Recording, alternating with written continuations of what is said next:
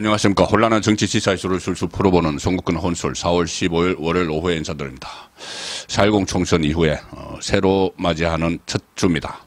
오늘 월요일이기 때문에 각 당은 최고위원회의 같은 것을 열어서 전열을 재정비하는 그런 모습인데, 일단 국민의힘은 민심을 겸허히 받아들여야 된다. 그리고 새로운 각오를 다짐을 했고, 또 윤석열 대통령은 내일 국무회의, 화요일에 국무회의가 있죠. 국무회의를 통해서 이번 총선에 대한 입장, 그리고 뭐 사과할 것이 있으면 사과를 하고 앞으로 어떻게 하겠다는 계획도 좀 밝히게 되겠죠. 뭐 조직 개편도 있을 것이고, 그리고 인적 쇄신도 지금도 계속 논의가 되고 있습니다.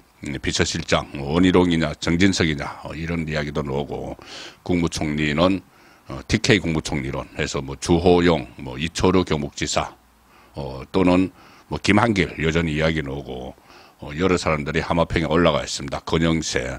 어쨌든 이 지금 하마평에 오른 사람들을 보면은 정치인 출신들이 많습니다. 대부분 정치인 출신들입니다. 그렇기 때문에 이 정무적 판단이 그전에 좀 미흡했다. 여권 안에서 대통령실도 그렇고 내각도 그렇게 윤석열 대통령은 판단을 하는 것 같습니다. 그래서 어쨌든 이 빨리 수습을 하고 새로운 국정 동력을 만들어 가야 되는데, 45% 지역구 투표에서도 국민의힘 후보를 찍은 45% 국민이 있습니다. 자, 그래서 이 심기일전하는 이 상황인데, 이 상황에서 범여권, 뭐 이 여권으로 치하될지 모르겠는데 김경률 같은 경우는 이 안에서 일종의 뭐 돌연 갑자기 느닷없이 개싸움이 벌어지고 있습니다. 개싸움. 홍준표 대구시장과 김경률 전 비대위원 개싸움을 벌이고 있습니다. 지금 이게 개싸움을 할 때가 아니죠. 오늘 선거 후 첫 주가 시작되고, 당 회의에서 각종 당 회의에서 이재명, 조국, 이준석까지, 심지어 이준석까지 세석까지 아주 기고만장하고 윤석열 정부를 향해서 야유를 보내고 그 위협을 하는 그런 발언들이 오늘 첫날부터 막 쏟아지고 있습니다. 근데 이 상황에서 지금 안에서 개싸움을 벌이는 두 사람이 있다는 말씀이죠. 이재명은 이 윤석열 대통령이 지금 인적 쇄신에 대해서 이런저런 뭐 참견을 하고 있고, 국정 기조를 바꿔라 그렇게 또 큰 소리를 치고 있습니다. 조국은 심지어 윤석열 대통령에게 나도 만나자 이렇게까지 했죠. 그리고 오늘은 지금 윤석열 대통령의 관심은 자신과 김건희의 신변 안전뿐일 것이다. 자기 이야기죠. 자기가 지금 자기 관심이 구속될, 어떻게 하든 구속을 좀 면회하거나 늦춰보려고 하고 있죠. 그런데 지금 윤석열 대통령 관심은 자신과 김건희 신변 안전뿐이다. 이런 식으로 또 야유를 보내고 있습니다. 이준석까지 나서서 윤석열 정부 계속 조롱을 하고 있죠. 오늘은 또 이 최수건 상병 특검을 받아들이지 않으면은 윤석열 대통령이 나를 만나자고 해도 안 만나겠다 이런 말을 했습니다. 만나자고 해도 안 만나겠다.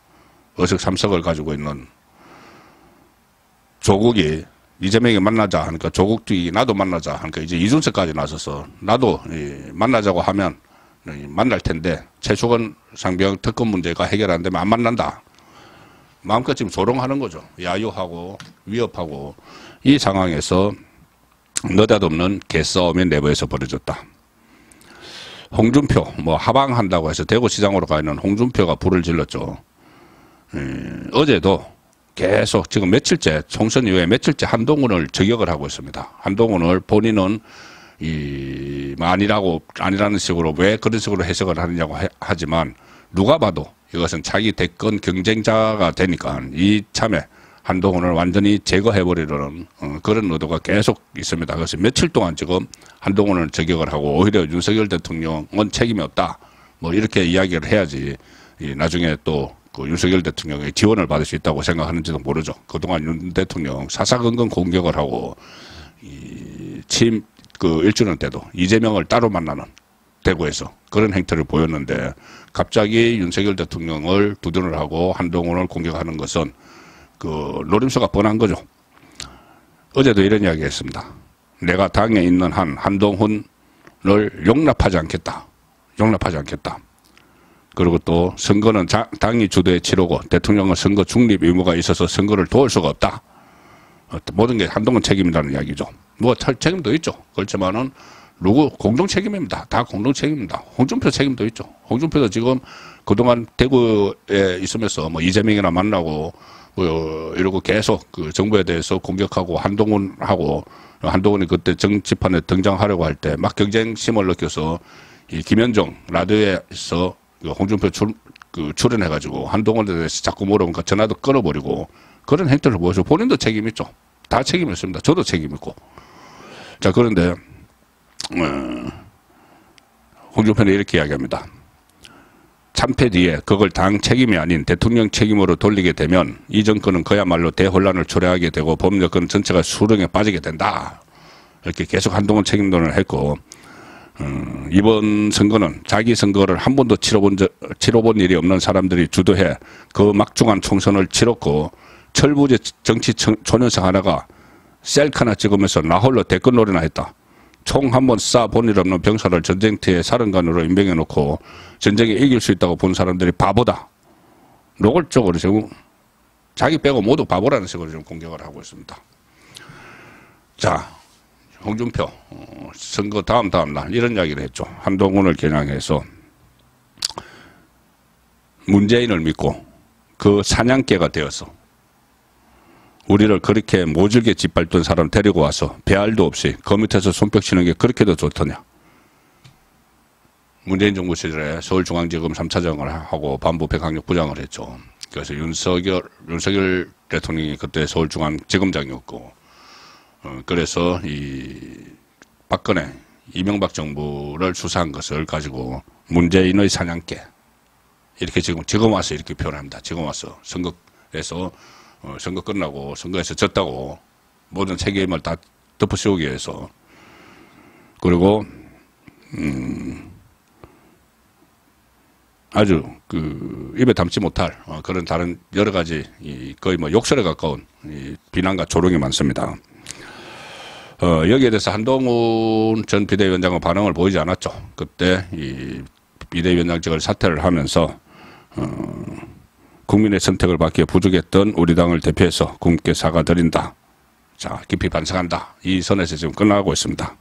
그런데 한동훈이 발탁했던 김경률 비대위원장으로 발탁을 해서 처음에 이 정청래와 붙으라고 마포로 보내는데 본인이 후퇴를 해버렸죠.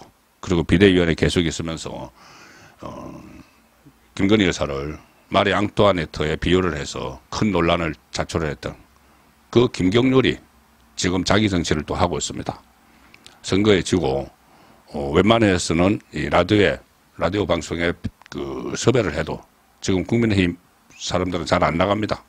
면목 없고 또 민망하고 할 말도 없고 했는데 김경률이나 이런 사람은 번질나게 방송에 나가서 막 윤석열 정부를 공격을 합니다. 자, 이전 투구판을 아예 만들어버렸는데 김경률이 이 라디오에 나와서 SBS 오늘입니다. 김태현의 정치소 여기에 나와서 홍준표가 이렇게 뭐 문재인이 사냥개 이렇게 이야기한 데 대해서 개 이야기를 한 데 대해서 입장을 모르니까 이렇게 이야기합니다. 김경률이 홍준표 시장의 일련의 정상들에 대해서 내가 굳이 얘기할 필요가 있을까? 저는 강형욱 씨가 답변하는 게 맞을 것 같다. 강형욱, 개통령이라고 불리는 사람이죠. TV 프로에 나와서 개훈련 그 전문가인데 개통령, 그래서 개의 상태, 마음 상태, 심리 상태를 잘 안다. 그걸 이야기하는 거겠죠. 그래서 홍준표 시장의 일련의 정상들에 대해서 정상, 개에 비유한 것이죠. 그래서 나는 모르겠고 개 전문가가 잘 알지 않겠느냐. 이게 지금 선거 끝나고 아무리 홍준표 말도 완전히 잘못된 말이죠. 막말이죠. 근데 거기에 또 더 심한 막말로 대응을 해서 지금 정신을 차려야 할 범우파 진영에 이전 투구판을 만들어 보고 있습니다. 이렇게도 이야기합니다. 홍준표 시장에 대한 정확한 반응은 강형욱 씨가 제일 정확히 할 것이다. 그리고 과거에 이 준비를 해온 것 같습니다. 아예 작심하고 비판하기로 여러 가지 과거에 홍준표와 관련된 논란들, 언행들 이런 것을 줄줄이 다 이야기를 합니다. 라디오에서. 너무 그러니까 이 개의 비유를 해버리니까 진행자가 김태현 앵커가 홍준표 시장 쪽에서 굉장히 과도하다고 받아들일 수도 있지 않을까 이렇게 좀 걱정을 합니다. 그러니까 김경률이 뭐 내 생각이니까 뭐 이렇게 이야기를 해줍니다. 내 생각인데 뭐 내 생각 말하는 건데 아무 책임 없는 거죠. 그리고 선거 패배 책임론에 대해서 그 김경률은 한동훈 책임론을 홍준표 시장이 들고 나오는데 그것은 자기 대권에 대한 어떤 고려, 경쟁자다 이런 것 아니겠나. 그거 말고 저로서는 생각되는 무엇이 없다. 그러면서 그러면 당신은 총선 패배 책임을 어떻게 생각하느냐 하니까 본인이 파우치백 가지고 막 그 공격을 하고 용산을 공격을 하고 마리 앙뚜아네트에 비유해서 이렇게 논란을 일으켜 사람이 이렇게 이야기합니다. 전체 책임을 100으로 놓고 본다면 당의 책임이 없을 수는 없는데 20대 80, 당이 20, 용산이 80, 혹은 30대 70, 20 내지 30 정도의 비율이 당의 책임이다. 이렇게 본다. 용산 대통령실 책임은 70 내지 80%다. 이게 70, 80%가 용산이다. 그 책임을 떠넘기고 이 정도 문제가 아니고 지금 책임 논쟁을 확산시키는 겁니다.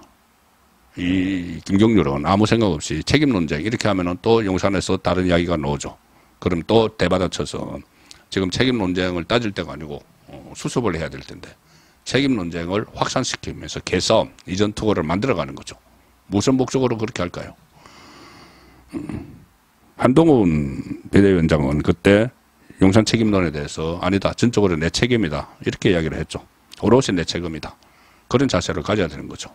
내일 아마 윤석열 대통령도 책임을 통감한다고 할 겁니다. 그런데 김경률은 용산이 80, 80 아니면 70, 국민의힘이 20 아니면 30, 자기가 비대위원으로 있었으면서 남 말하듯이. 자, 그래서 지금은 45% 국민을 믿고 좌파가 조금 전에 말씀드린 것처럼 새로운 주가 시작되니 완전히 거의 뭐 준동을 하는 그런 상황인데 거기에 정면 대응을 해야 되는 입장인데 내부에서 한 사람은 자기 대권을 노리고 자기 정치를 하고 또 다른 사람은 일종의 좌파 분노, 선거 앞두고도 그렇게 분란을 일으키더니 선거 끝나고 나서도 일종의 자기 과시를 하는 자 그런 행태도 보이고 있습니다. 전반적으로는 다시 정신을 차리고 새로운 길을 모색해보는 이 상황에서 이렇게 자기 정치, 자기 과시를 위해서 개싸움을 벌이는 이 사람들부터 먼저 퇴출을 시켜야 될 필요가 있다고 저는 생각합니다. 송국근의 혼술이었습니다.